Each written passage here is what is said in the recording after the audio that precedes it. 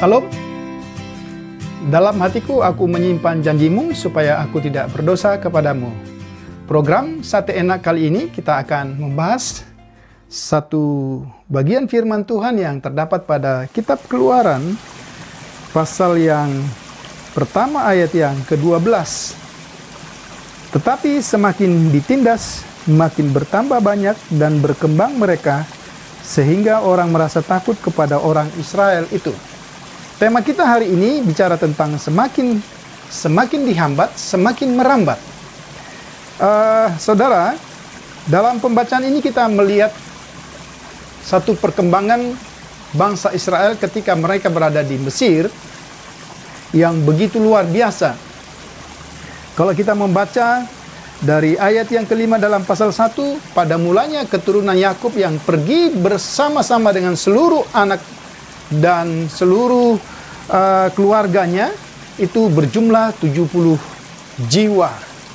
Tetapi kemudian dalam perkembangan yang selanjutnya setelah kematian Yusuf yang memiliki prestasi dan memiliki pengaruh yang besar di Mesir pada waktu itu, bangsa Israel bertumbuh dan berkembang dari 70 menjadi kurang lebih 2 juta jiwa menurut catatan dan juga menurut para penafsir. Nah, pertambahan penduduk yang sedemikian rupa di negeri asing, bukan di negeri sendiri, ini menimbulkan satu ketakutan yang luar biasa dari rakyat Mesir dan juga para pemimpin dan Raja Firaun yang dikatakan tidak mengenal Yusuf. Kalau kita membaca di dalam ayat yang ke-8 dikatakan, kemudian bangkitlah seorang raja yang baru memerintah tanah Mesir yang tidak mengenal Yusuf. Tentu ayat ini harus kita pahami bukan satu bagian yang dekat dengan ayat yang ke-7. Tetapi ini adalah satu rentang waktu yang cukup panjang, ya.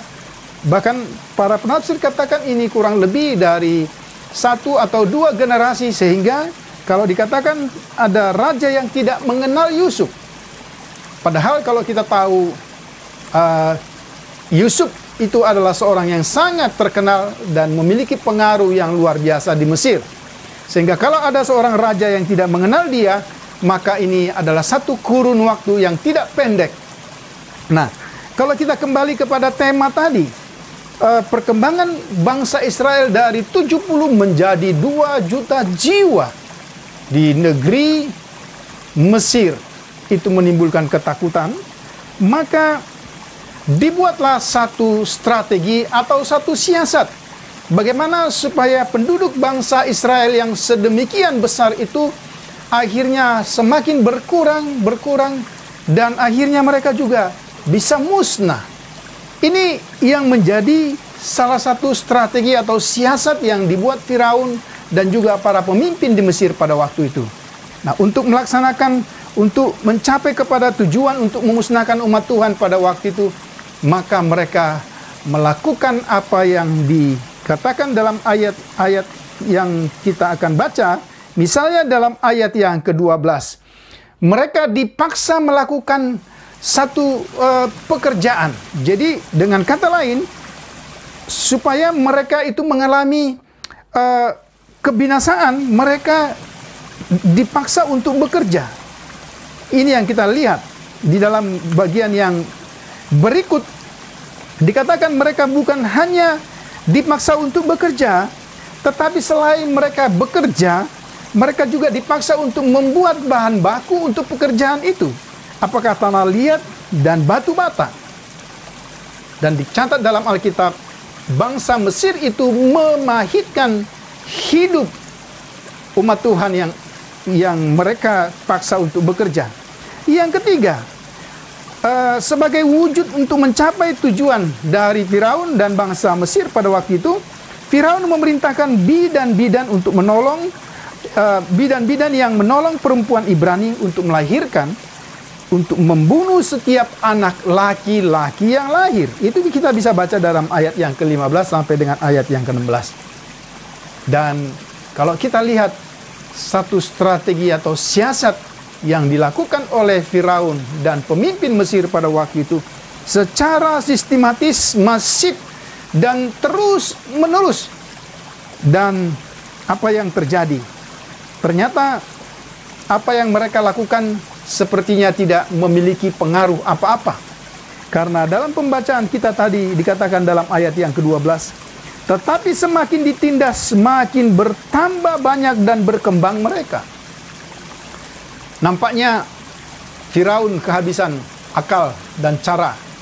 Kemudian strategi yang terakhir, karena 3 strategi: kerja paksa, memahitkan hidup mereka, kemudian memerintahkan bidan-bidan untuk membunuh anak laki-laki dari perempuan-perempuan Ibrani yang melahirkan, itu nampaknya tidak membuahkan hasil.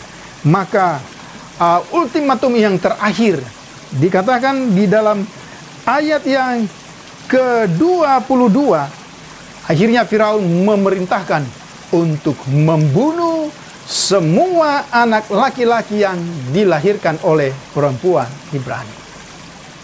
Semakin dihambat, semakin merambat. Tahukah saudara apa yang terjadi? Dan kita lihat dalam pembacaan kita ini, ternyata itu apa yang dialami oleh bangsa Israel. Mereka semakin berkembang. Itu kita bisa lihat secara terus-menerus nanti dalam pembacaan ini, dalam kitab Keluaran pada periode-periode berikutnya.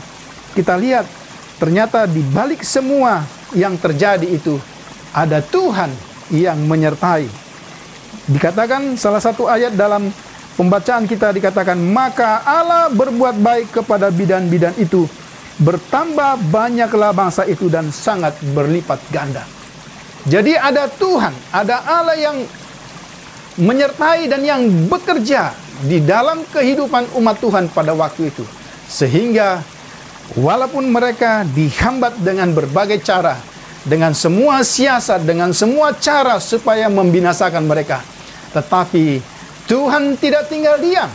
Dia ingat janjinya kepada Abraham bahwa bangsa itu akan menjadi bangsa yang besar.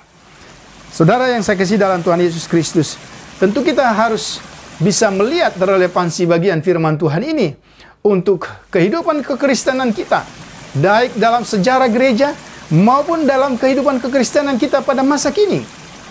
Hal yang sama terjadi dengan model-model yang berbeda, tetapi di mana-mana, ya, orang-orang Kristen selalu mendapat tantangan, selalu berusaha untuk dimusnahkan dengan cara-cara yang sistematis, masif, dan terus-menerus.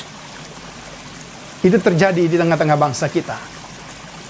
Percaya atau tidak, itu yang sedang kita alami saat-saat ini. Ada begitu banyak penindasan yang dengan cara-cara yang kelihatannya samar, atau dengan cara-cara yang kelihatannya sangat jelas, bentuk-bentuk anarkis yang dilakukan kepada umat Tuhan. Ini kita bisa belajar dari pembacaan hari ini. Kita tidak perlu takut, karena kita punya janji Tuhan bahwa kita umat Tuhan yang berada di negeri ini, kita harus menyadari bahwa ada Tuhan yang menyertai kita. Apapun siasat, apapun strategi orang-orang atau musuh-musuh kekristenan atau musuh-musuh Tuhan sekaligus, pasti tidak akan pernah berhasil.